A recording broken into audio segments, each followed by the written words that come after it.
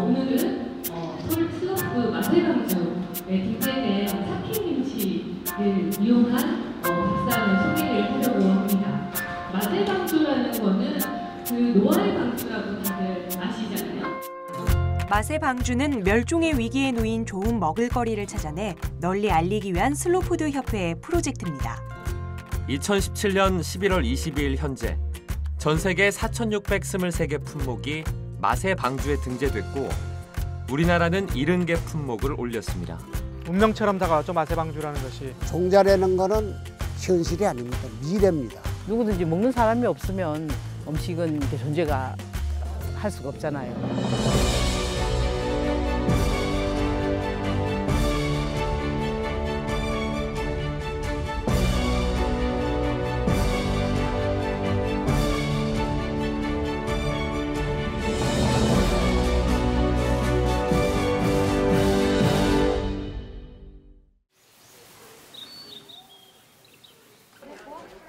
조용하기만 했던 산속 암자가 북적입니다.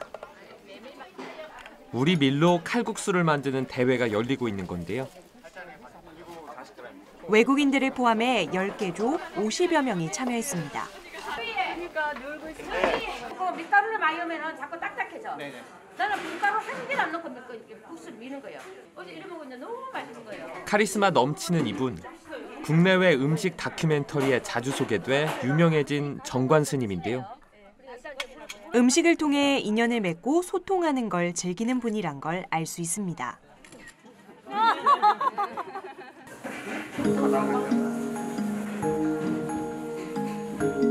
우리 밀이 이렇게 다양하다라는 걸 처음 알았어요. 그래서 아무 이런 첨가제 없이 요리를 함에도 불구하고 식감이나 뭐 이런 것들이 너무 좋았다는 거. 무엇보다 이렇게 다양한 것이 바로 음식의 여러 가치 중에 하나가 아닌가를 다시 한번 깨닫고 즐거운 그런 자리였습니다. 이번에 스님이 토종 안전뱅이 밀로 솜씨를 보일 차례인데요. 정말 이 칼국수를 만들어서 그 금기가 어떻게 나올지 지금 궁금합니다. 한번 만져보는 촉감만으로도 식재료의 성질을 짚어냅니다. 느낌이 딱딱하면서 금기가 있고 뚝심이 있다.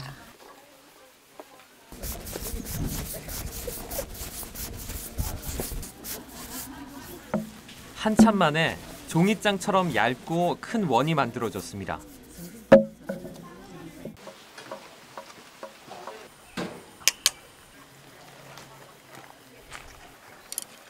드디어 시식할 시간. 어떤 맛을 낼까요? 그 소리에 그대로 살아있네. 이야. 고소한 두부. 금방 막 끓여서 나온 순두부 먹는 그런 정말 구수함이 있어요. 정말 우리 밀 최고. 안전뱅이 밀 최고. 경상남도 진주시. 우리나라에서 안전뱅이밀 재배 농가가 가장 많은 곳입니다. 올해는 유난히 가물어서 밀이 잘 말랐습니다. 바로 통밀이 논답니다. 밀밭에 서보면 왜 안전뱅이밀이라고 하는지 알 수 있습니다. 키는 작은데 여러 장점은 많습니다. 국수를 해도 맛있고 농사지기 수월하고 병충해가 아예 전혀 없기 때문에 이런 농약을 아예 안 써요. 여러 장점에도 불구하고 안전뱅이 밀은 사라질 위기에 놓인 적이 있습니다. 1984년 정부의 수매 중단 조치 때문이었습니다. 거의 사라졌던 밀 재배 농가가 50여 농가로 다시 는 것은 이 정미소가 있었기 때문입니다. 큰 고비를 넘기고 세상에 관심도 늘었지만 안전뱅이 밀의 위기는 여전히 진행형입니다. 기계나 사람이나 나이가 들어 힘들어합니다. 80년, 100년 전에 쓰던 거 쓰니까 조그만 개하고 수동으로 일하고 있습니다.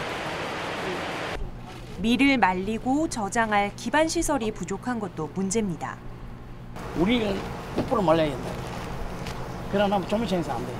기계 9% 많아집니까? 같은 기계인데. 되는데 얼마에 대비하면. 재배 농가 입장에서는 건조할 곳이 없으니 수확해서 바로 가져올 수밖에 없는데 정미소도 무턱대고 받아놓을 수 없다 보니 이런 갈등이 생기는 겁니다. 그런데 농부들 입장에서는 큰 돈이 되는 것도 아닙니다. 지금 3,000평을 농사 짓는데 뭐 300만 원도 제대로 안 나온다는 거. 그게 자그마치 11월, 12월, 1월, 2월, 3월, 4월, 5월, 지금 6월입니다. 8개월간 이러잖아.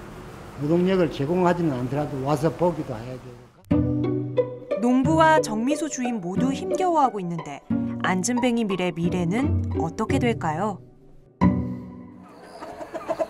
경기도 파주의 한 닭 사육 농장. 닭들이 저마다 자태를 뽐냅니다.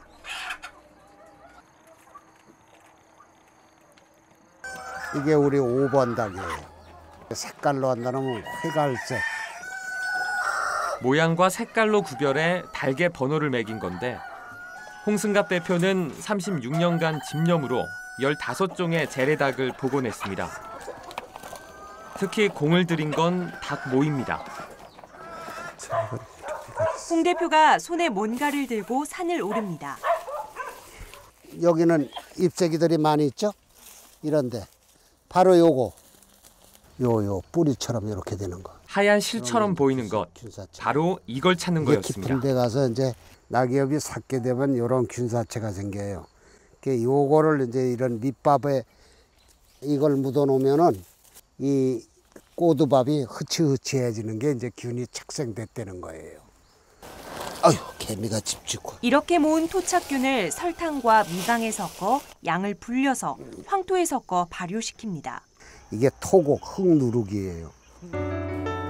흙누룩과 각종 영양 성분, 농가 부산물을 섞고 기계에서 48시간 균을 배양하고 일반 사료와 섞으면 모이가 완성됩니다. 이런 정성 때문인지 현인농원 재래닭들은 연이은 AI 파동에도 항생제 한 번 쓰지 않고 잘 이겨냈습니다. 하지만 좋은 사료 먹였다고 돈이 더 많이 되는 건 아니랍니다. 남은 3,000마리면 2,400개 나올 때 아주 최고로 많이 뽑아야 한 450, 500개 나오니. 그렇죠. 그걸 감수하고 지키는 사업이 종자산업 사업인 거예요. 아주머니가 장독대로 뭔가를 가지러 갑니다. 깨진 독에 담는 이 지역 특유의 예산 삭힌 김치입니다. 삭힌 김치찌개를 만들고 있는데 조리 방법은 간단합니다. 쌀뜨물을 붓고 고추 좀 썰어 놓고 들기름을 넣어주면 끝입니다. 마침 삭힌 김치 했네요. 잘 오셨어요. 이거 좀 드셔보셔요. 맛있어서 아주 오늘 홍자. 네. 이곳 사람들은 고춧가루가 귀했던 시절 마늘과 파, 새우젓, 소금 등으로 간단하게 양념을 한 삭힌 김치를 집집마다 담가서 먹었습니다. 옛날에 배 고프던 시절에는 그 김치로 밥도 해 먹고 지져서 여럿이 나눠 먹을 수 있고 그랬죠. 재료도 간단하고 조리 방법도 쉬운데 삭힌 김치는 어르신들만 찾는 음식이 됐습니다. 이게 어떻게든 좀 잘 보존이 됐으면 좋겠다 이런 생각을 좀 하시나요? 하고 있죠. 하고 있는데 그건 먼저 우리 하나의 바람인데 그것이 이루어질 것인지 아니면 그냥 없어질지 그건 모르죠. 모르는데 5월 하순 늦봄 햇살을 이용해 차잎을 말리고 있습니다. 적당히 말린 차잎을 둥그렇게 쌓아서 가마솥에서 찝니다.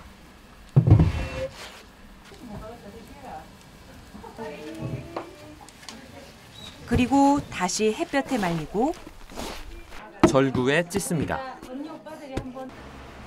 이후 과정은 2세대를 걸러 할머니들에게 넘겨집니다.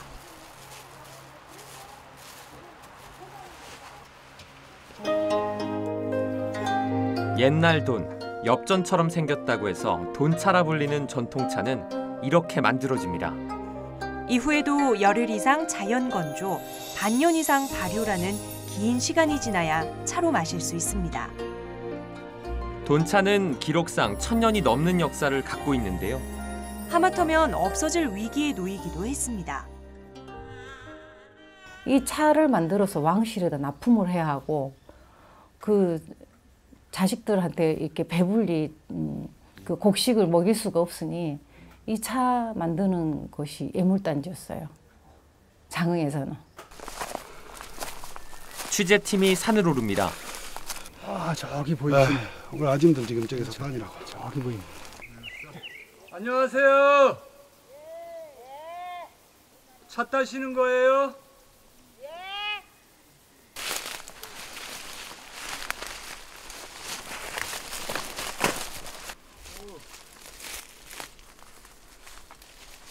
지금 세 분이 다 따시는 거예요? 네 분. 네. 쫙 올라갔었어. 어떤 잎들을 지금 따시는 건가요? 부드러운 거. 이렇게 딱 있으면 요 꼴랑지가 나오고 부드러운 거. 그래갖고는 따서 여기다 담아 이렇게. 파란 이쁘지. 걸어서 다 올라오시죠? 네? 걸어서 다 네, 걸어서. 그래갖고 이제 걸어서 오고 이제 여기 와서는 이렇게 돌아다니면서 따면 그래서 조금 더 나았더만 여기 걸어서 이제 여기서 따면 걸어 올라가기가 제일 힘들어. 젊은 사람들 이거 죽었다 깨어나도 안 할 것 같은데요. 안 해, 안 한다게, 안 온다게. 이 할머니들 안 계시면 이 차도 못 만들겠어요. 그러니까 그건 이제 그 사장 이제 내년에 알아서 이제 할 테지. 이제 늙어갖고 이제 하도 못하고 우리도.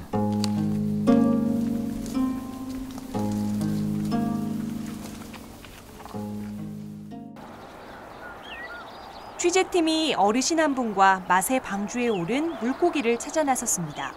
을무늬, 이 지역 분들은 효자고기라고 부르는 물고기인데요. 여기는 언제 와보셨어요? 오늘 말고는? 여기 온 지가 3년이 넘네요. 3년에? 네. 구경이나 했으면 좋겠어요. 그래도 아쉬움에 그리고 혹시나 하는 마음에 오랜만에 나선 건데요. 여기 많이 돌아다니는 애들 뭐예요? 피리지. 혹시나 했는데 역시납니다. 깊은 속에서 설수가 아니에요.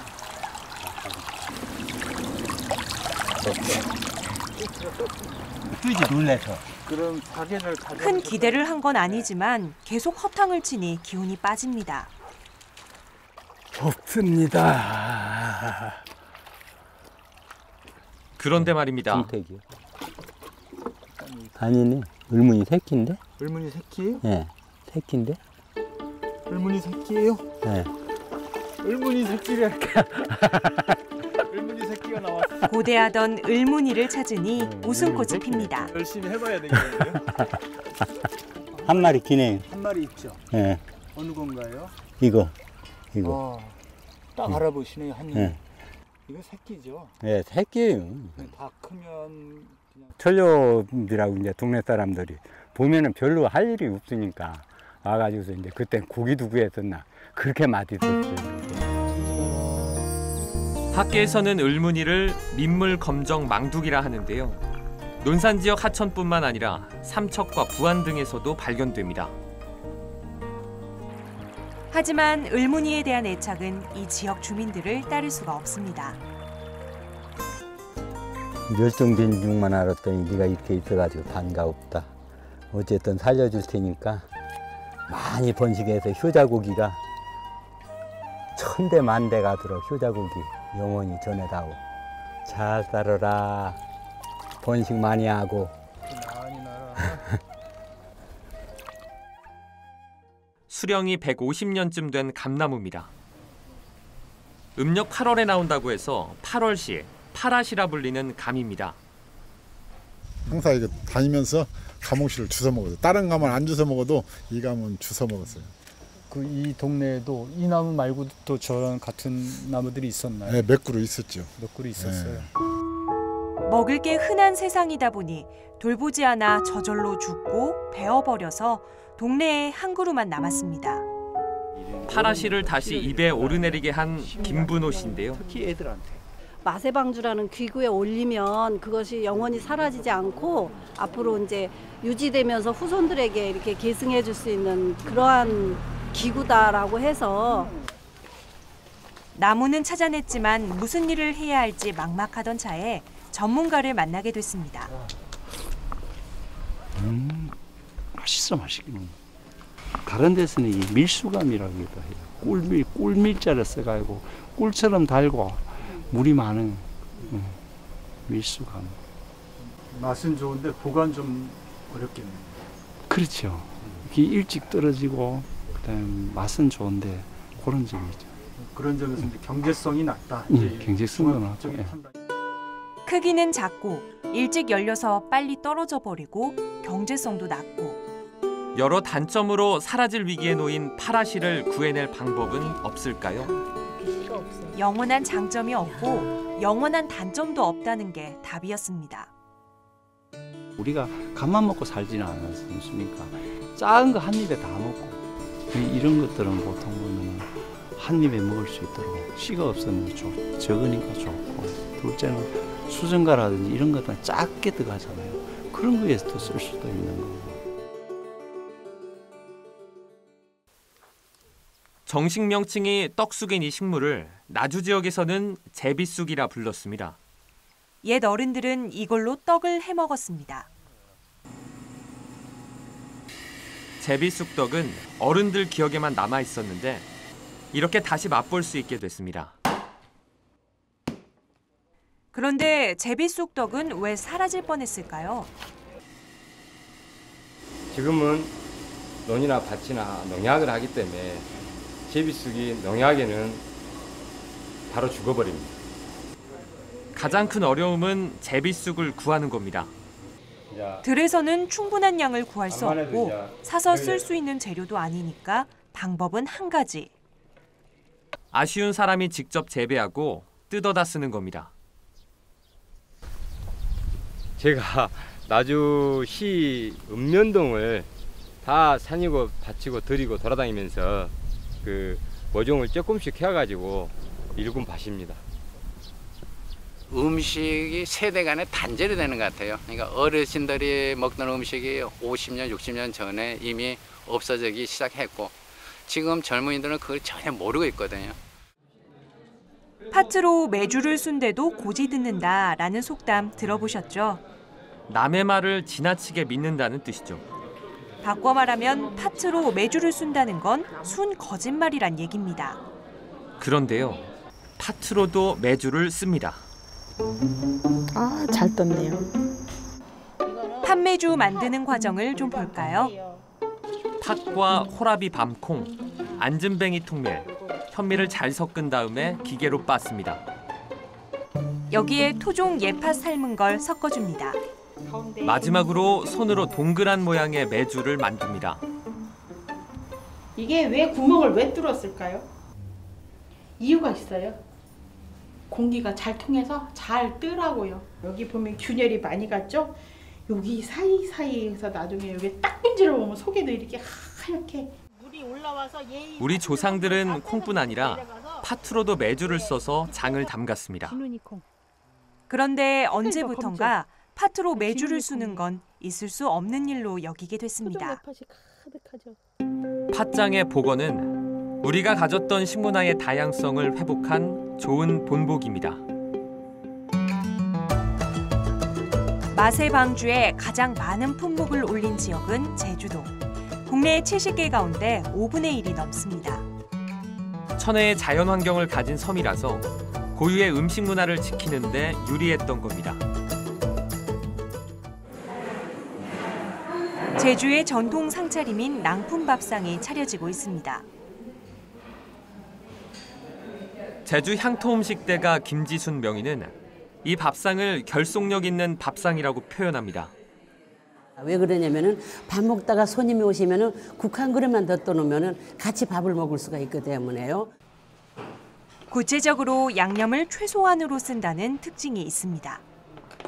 옛날에는 우리 제주도는 이렇게 양념이 간장하고 된장밖에 쓰질 않았습니다. 간장 된장 문화거든요. 이 된장이 슬로푸드에 등재된 푸른콩 된장입니다. 제주도에서만 나오는. 이게 맛의 방주 1호 제주 푸른 콩장입니다.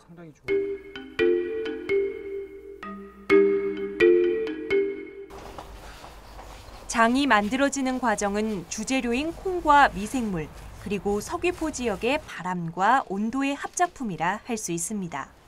그 미생물들에게 우리가 잔치상을 차려주는 거나 마찬가지예요. 엄청나게 정성스럽게 잔치상을 잘 차려주면은 걔네들이 그 좋은 환경 속에서 기분 좋게 그렇게 해서 만든 거기에 발효물질들을 저희가 다시 먹는 거죠. 이 특징이 약간 서귀포 사람들은 푸른 콩을 푸른 독세기 콩이라 불렀습니다. 그런데 독세기가 무슨 뜻일까요? 독은 닭이라는 제주도 말이고요. 새기는 새끼, 그래서 닭 새끼 뭘 같아요? 달걀. 그러니까 푸른색을 띠는 달걀 모양의 콩이란 뜻인데요. 그런데 다른 이름도 있습니다. 푸른 콩이 여기서는 장콩이라고 불렀고 장할 땐 당연히 그걸로 하는 거라고 알고 자랐었던 거죠. 제주 푸른 콩장은 마세방주 등재 이후 위상이 달라졌습니다. 저희가 정말로 그냥 하잘것도 없던 장에서 갑자기 의미 있는 장으로 변하기 시작했고요. 그리고 저희를 존중하기 시작했어요. 그 가치를 모를 뻔했던 것들에 대해서 의미를 부여해 주었던 거잖아요. 문 닫았어요. 나가버려. 넓은 축사에 검은 돼지들이 몰려다닙니다. 제주 재래 흑돼지입니다. 그런데 겉모양이 일반 돼지와는 아주 다르네요. 덩치도 크지 않습니다. 꿀 많이 드시잖아요. 그게 한번 비교해 보십시오. 4분의 1도 안 됩니다. 아주 가늘어요. 다음에는 토종돼지는 엉덩이가 없습니다. 밋밋해요. 사육 환경도 일반 돼지 키우는 곳과는 아주 다릅니다.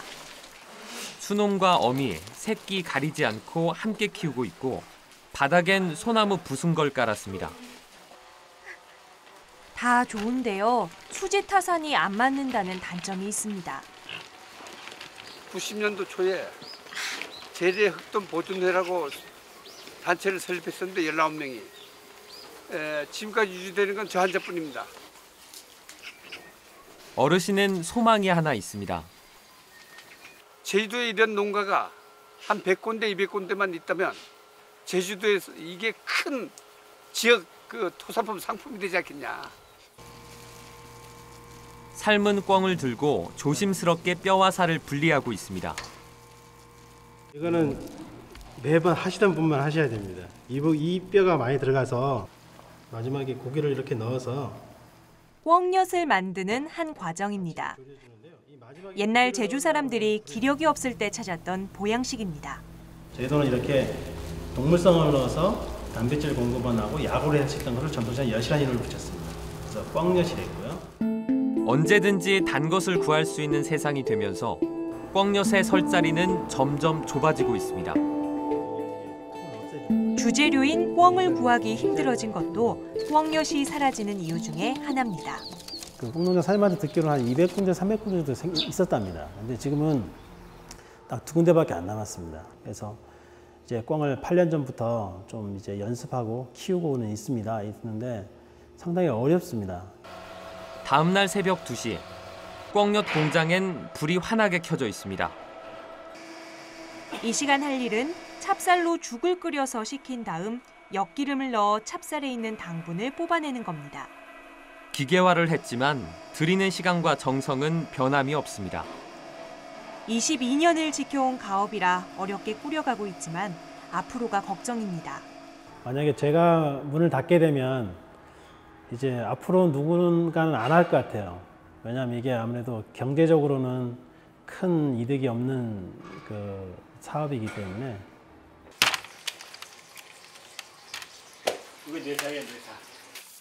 제주도 사람들도 먹기 힘들다는 다금바리. 강창건 명인이 현란한 칼솜씨로 다금바리를 해체해 나갑니다. 그냥 칼끝이 들어가는 부분은 다 빼내는 거예요. 횟감으로. 강창건 명인은 다금바리 한 마리에서 30여 가지의 맛을 찾아내 조리하는 기술로 발명 특허를 획득해 세상의 주목을 받았습니다. 해외에서도 유명해졌습니다. 세계 100명의 요리 거장에 선정되기도 했습니다. 자, 이제 뼈만 남았습니다. 칼끝이 가는 부분은 다 빼냈습니다. 이제 회를 썰 순서인데요. 여기에도 분명한 차이가 있습니다. 똑같은 몸통살이지만 칼질을 어떻게 하냐에 따라 가지고 이제 맛이 틀리는 거예요. 어느새 회를 다 떴습니다. 회 한 접시와 다양한 특수 부위 요리가 완성됐습니다. 옛날에는 이거 눈 밑에 쌀이에요. 닦아서 끓여냈는데. 조리사는 스승사자를 써줍니다. 조리사자 한자로. 스승사자를 써주는 거는 조리사는 사람이 후배를 남기고 사람이 인재를 키우라는 거예요. 생명에 책임진다. 어민들이 낚시로 잡은 다금바리를 사들여 장기간 키우면서 다양한 연구를 하는 곳입니다. 자연에서 처음에 잡아올 때는 한 4kg에서 5kg짜리를 잡아와서 저희가 여기서 10년 이상 키우면서 지금 이렇게 한 30kg 이상 이렇게 큰 것들입니다. 자세히 관찰하기 위해 수중 카메라를 수조에 넣어봤습니다. 외관상으로는 이렇게 암컷이랑 수컷이 이렇게 구분하기가 힘듭니다. 수컷들은 이렇게 수조 한 공간 안에 넣어놓으면은 수컷들끼리 싸워서 몸에 좀 상처들이 있습니다. 그래서 또 다른 수조로 옮겼습니다. 다금바리는 크기별로 구별을 해 따로 키우고 있습니다. 큰 놈이 작은 녀석을 공격하기 때문이랍니다. 여기는 가장 까다로운 애들이 사는 곳입니다. 자아들이 있는 그 수조인데요. 치어는 들어보셨죠? 치어보다 어린 단계가 자어입니다. 지금 앞에 까맣게 보이는 게 눈이고요. 해양 환경이 빠르게 바뀌면서 다금바리 어획량은 크게 줄었습니다. 이런 상황에서 이곳 연구원들의 노력은 어민들에게 큰 힘이 되고 있습니다. 마을 어르신들이 총동원돼 해녀들이 건져온 해산물을 손질하고 있습니다. 혹시 오분자기가 있나 들여다보니 순 성게뿐입니다. 바닥에 들이치전에도 없어요. 있는 건 뭔가요? 있는 거 이거. 예전에는 하루 들어가시면 몇 마리씩 건지셨어요? 몇 마리가 아니고 키로당. 예전에는 많이 잡혔는데 안 잡히는 거예요? 예. 그 이유가 뭘까요? 아, 모르겠어요.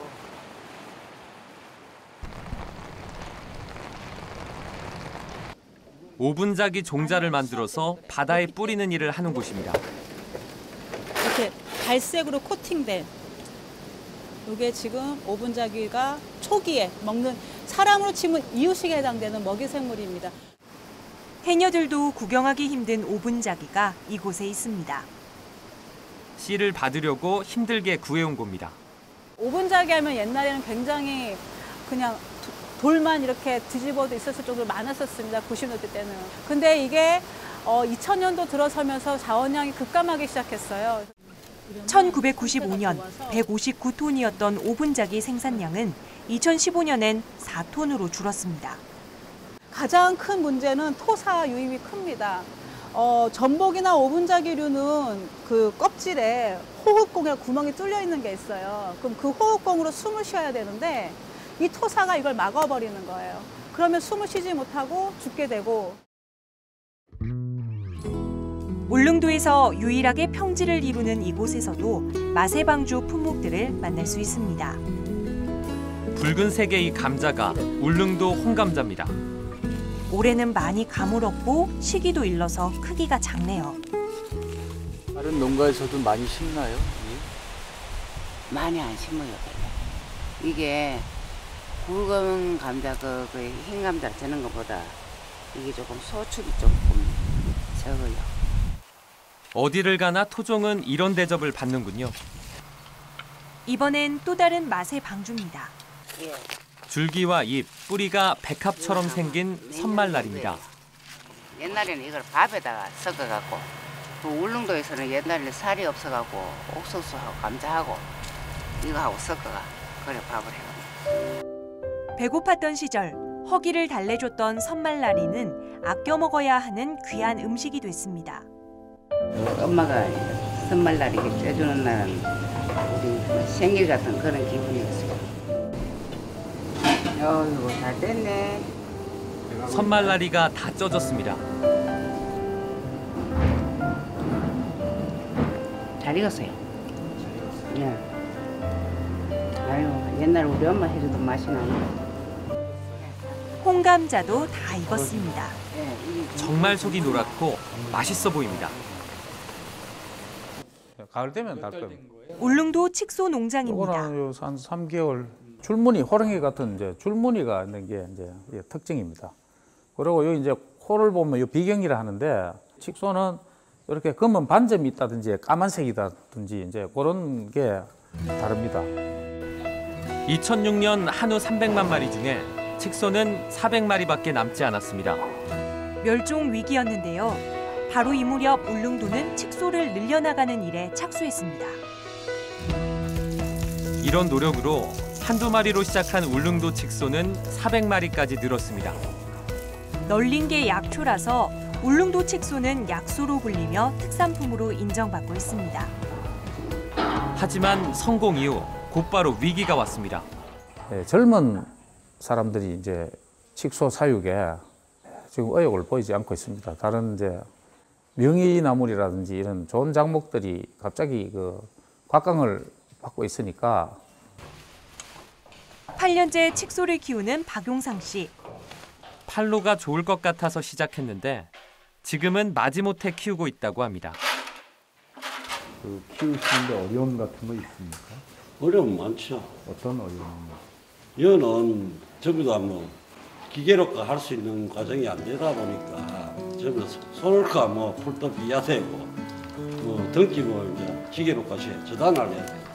그런 데 있고.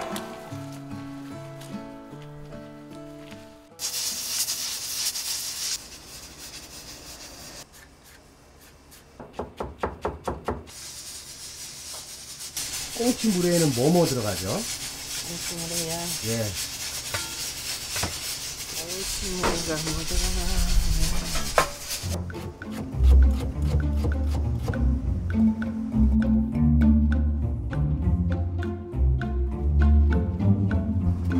성이에요. 아, 침이 고이는데요. 울릉도에서는 오징어만큼이나 흔한 게 꽁치였는데요. 지금은 구하기조차 어려워졌습니다. 저동에 그물로 잡는 배가 한 적이 있었는데 외국 사람 하나 태우고 잡았는데 이제 그것도 뭐 좀 어렵다. 고기가 어렵다네. 지금 포항에서 무슨 영상을 감상하려는가 본데요. 옛날 울릉도 풍경이군요. 81살 박용수 어르신이 추억에 젖으셨네요. 저게 이제 꽁치가 보고 그늘을 보고 알 실기 좋아하는 있거네. 알 실려고 오는 거예요. 손으로 꽁치를 잡습니다. 와, 진짜 손으로 저렇게 잡히나요? 내가 손꽁치를 안 잡으러 갔는 게 한 20몇 년, 한 30년 다 돼가요. 내가 안 잡았는 거는. 어르신이 손꽁치를 잡던 바닷가입니다. 30년이 더 지났지만 기억이 생생합니다. 이래 손 밑에 이라는 게. 흔드시는 거예요? 예. 그래 흔들어. 모자반이 파도에 흔들리듯이. 예. 이래 흔들어줘야 돼. 이래 흔들면 여기 알실라고 올라오는 거야. 꽁치 조대 뾰족하게 손에 딱 들어오는 거야. 그러면 이제 손을 잡고 올리고 이래 올리고 막 땡 올리지. 그거 뭐 느낌은 손으로 잡는 고기나 느낌이 어떻다고 자기가 안 해보면 몰라요. 하지만 지금 울릉도는 옛날 울릉도가 아닙니다. 이 울릉도가 이제 과거에 비해서 울릉도 사람들의 어떤 정주 여건을 개발하기 위해서 연안이 상당히 황폐하게 뭐 지금도 마찬가지지만 개발이 됩니다. 그러면서 이제 이런 해조류들이 풍속하게 살 수 있는 환경들이 많이 감소가 되고 과거 울릉도에 비한다면 분명히 좋지 않은 조건으로 가고 있는 건 사실이다. 아쉬운 점이 좀 많으시겠어요? 아쉽다 하는 거는 막 이런 말할 수 없지. 근데 뭐 고기가 전혀 안 나있거네. 아쉽다 하면 뭐 이런 말할 수 없지. 맛의 방주는 우리의 먹을거리와 음식 문화가 사라져가는 걸 막기 위해 시작됐습니다. 하지만 맛의 방주 목록에 올린다고 사라져가고 잊혀지는 걸 막을 수는 없습니다. 다시 울릉도에서 손꽁치 잡을 수 있는 날이 올 수 있을까요?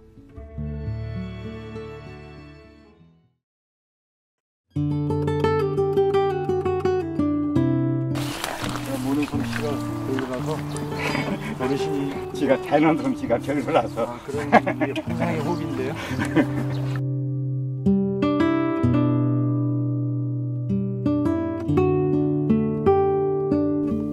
할머니